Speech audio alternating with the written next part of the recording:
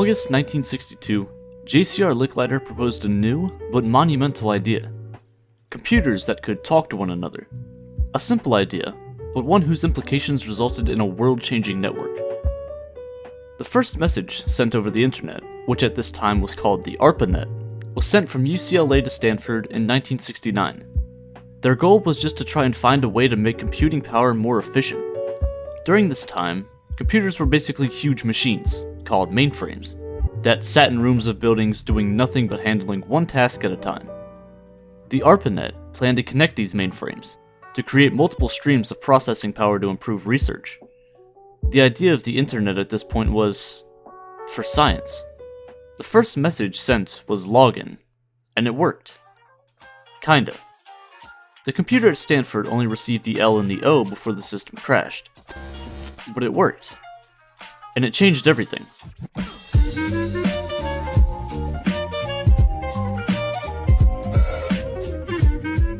The shift from newspapers to radio was barely anything when compared from the transition from radio to television. You can now finally see and hear people from parts of the world that you had never seen before. You were finally able to attach a look and a personality to the entertainment you were receiving. Almost immediately, the world became connected in a way that was never before imagined. TV changed the way we entertained ourselves and our families.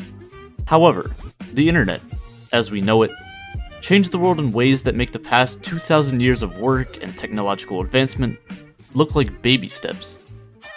Take this for example. In 1860, the absolute fastest way you could get a piece of mail from one side of the country to the other was by horse. Riders could deliver a letter from St. Joseph, Missouri to Sacramento, California, over 2,000 miles away, in only 10 days. Take that time, double it, and you'll have your average time it would have taken to get a message across the country and back. Almost 3 weeks. Today, however, you could send hundreds of thousands of times that amount of information to someone in literally a second. But how did we get here? So imagine it's the early 1970s. There's a bunch of these huge computers in multiple places. However, they really can't communicate. There's different software and things that make talking to one another through these networks almost impossible. Until TCP/IP comes in, and this changes everything. It's the foundation of how every computer talks to one another today. TCP/IP allows data to be chopped up into what we call packets, sent from one place to another, and regardless of how it gets there, it'll display the same information on the other side. Using TCP/IP, computers could talk to one another, so this could be considered the beginning of the internet. Except, it isn't the same internet as we know it today. In the 1970s, most traffic across the internet was just email. Until Tim Berners-Lee came in. He saw a way of being able to store information and data on the internet. At this time, the internet was just full of basically Google Docs full of text information. It was boring. But, Tim Berners-Lee created something that allowed for people, anywhere, to share any and all information they had through separate pages with a specific location to be found. If it sounds like a book, it kind of is. Books are like webs of information. You can reference certain pages, chapters, go back and forth all you want, whatever. Just like you can now do on the internet. The year is 1991, and Tim Berners-Lee had just created what we know today as the World Wide Web. And the connectivity begins to explode.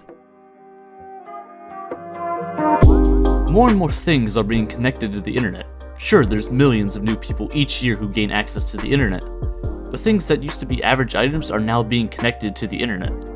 Every phone sold today has some sort of access to the internet. Smartwatches are now a thing. Refrigerators, for some reason, are able to connect to the internet.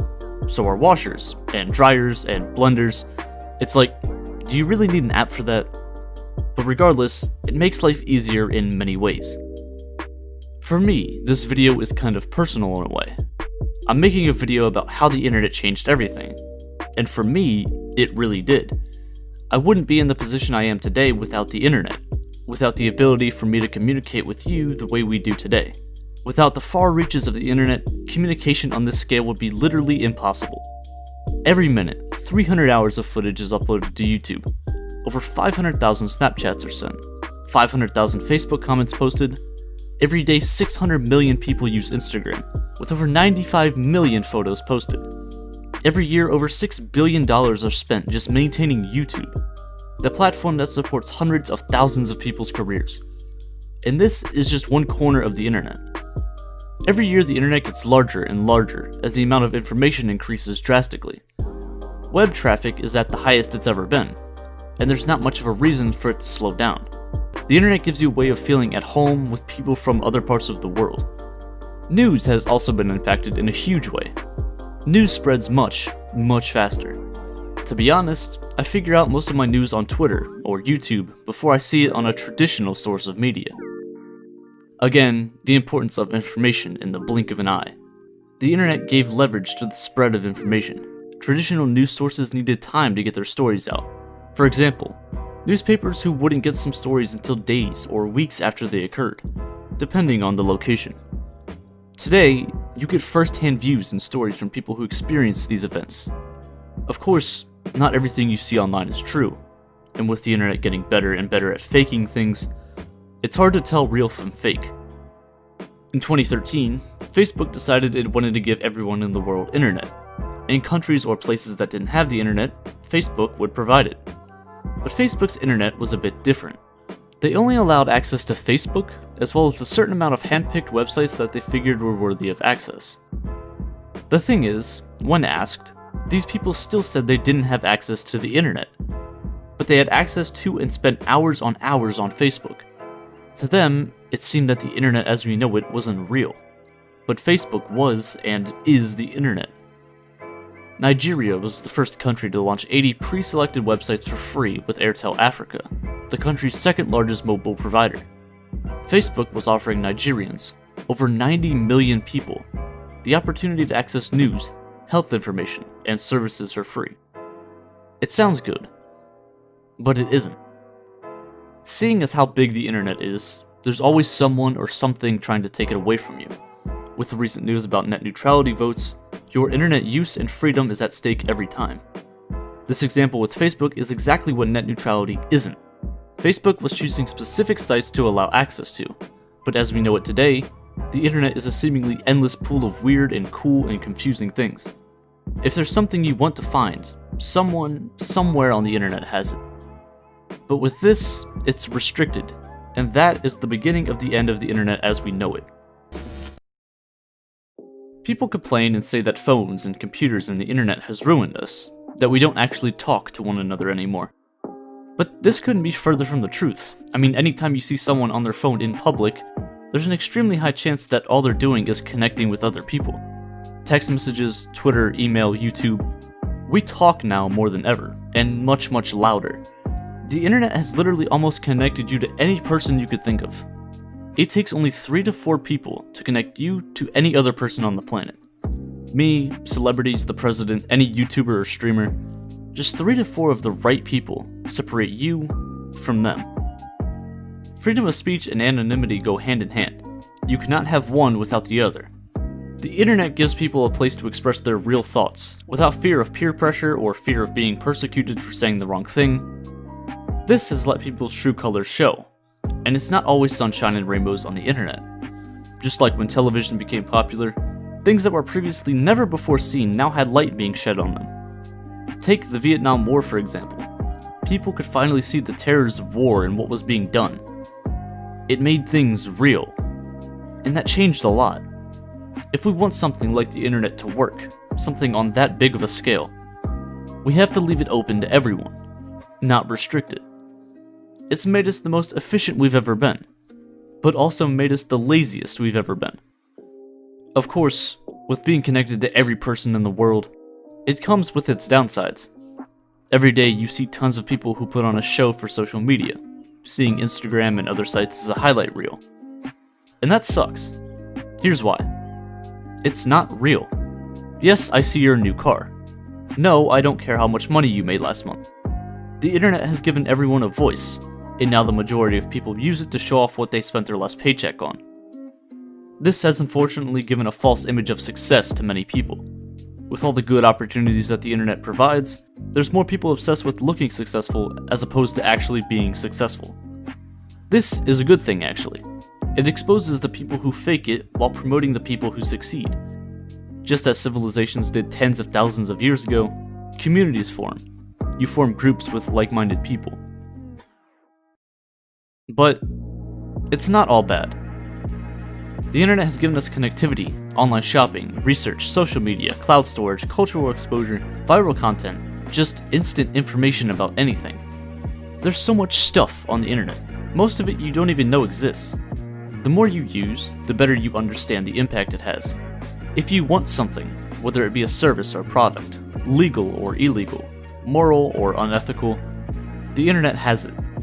You can choose to use this for good or bad. The thing with the internet is that you can't get rid of it anymore. It's ingrained in everyday lifestyles. It's become a place where anyone from anywhere can connect with people like themselves. Of course, the internet is obviously not full of the greatest people. In order for the internet to work the way it does, is to allow everyone, both good and bad, an equal use of the internet. This includes both surface web normies, as well as dark web drug and human traffickers. It's both the best and somehow the worst thing to happen to the world. It's helped to both create and destroy careers. In just over 50 years, the internet went from being an idea, a spark in someone's mind, to completely dominating our society as it is today. From the first 2 letters sent, into a network that connects over half of the global population today. As of June 2018, 55.1% of the world's population has internet access, and this number is growing each year by hundreds of millions of people. The internet has gone from huge, clunky machines that could hardly handle a basic message, to small devices that you can wear on your wrist or fit in your pocket. The speeds at which we communicate are speeding up. My only question is, what could possibly come next?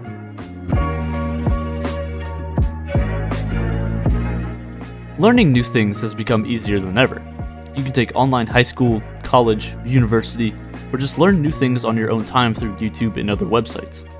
Brilliant.org is the perfect way to learn new and exciting topics, without all the useless and boring information that you'd learn in school. Brilliant has daily problems that introduce you to a variety of new topics and ideas. Each daily problem provides you with the context and framework that you need to tackle it, so that you can learn the concepts by applying them to each specific question. If you like the problem or topic and want to learn more, there's a course quiz that explores the same concept, but in greater detail. If you're confused and need some help, no problem. There's a community of thousands of learners discussing the problems and writing solutions. Brilliant has plenty of courses, from machine learning to group theory to classical mechanics, and much more. Brilliant is personally one of my favorite tools to use when learning about new topics for new videos. Head over to brilliant.org/aperture and finish your day a little smarter for free. The first 200 of you to visit the link will get 20% off of a premium subscription, should you choose to upgrade, so you can take as many of these courses as many times as you'd like. So, what are you waiting for?